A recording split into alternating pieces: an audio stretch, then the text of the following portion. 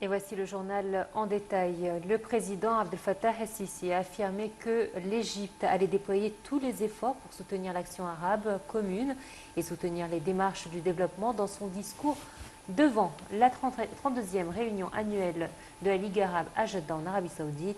El-Sisi a mis l'accent sur l'importance de la préservation de l'État national et ses institutions et sur l'intégrité de la sécurité nationale arabe. Il a ajouté qu'il devient contraignant de s'appuyer sur les efforts conjoints pour parvenir à des solutions décisives.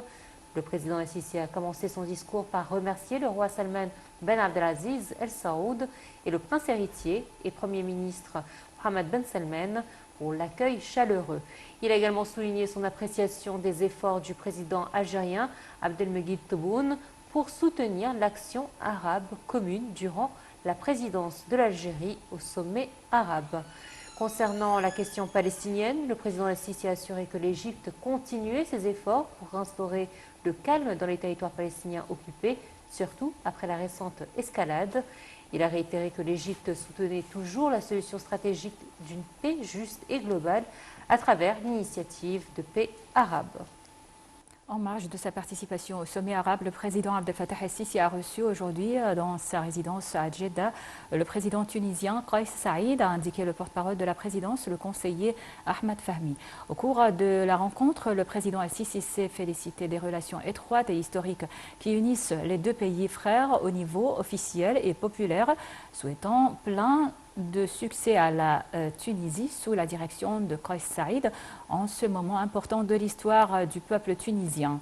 Le président tunisien a pour sa part affirmé la profondeur des liens entre les deux pays frères. Il a exprimé la volonté de son pays de promouvoir la coopération avec l'Égypte dans tous les domaines en tant que pierre angulaire du maintien de la sécurité et de la stabilité régionale, compte tenu de l'importance cruciale de l'Égypte au niveau régional et international. La réunion a porté sur l'échange des points de vue sur un certain nombre de dossiers régionaux d'intérêt commun, en particulier la situation au Soudan et en Libye.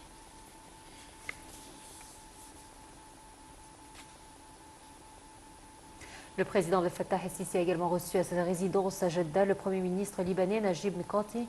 Le porte-parole de la présidence de la République, Ahmed Fahmi, a déclaré que le président el-Sisi s'est dit fier de la particularité des relations étroites entre l'Égypte et le Liban au niveau officiel et populaire.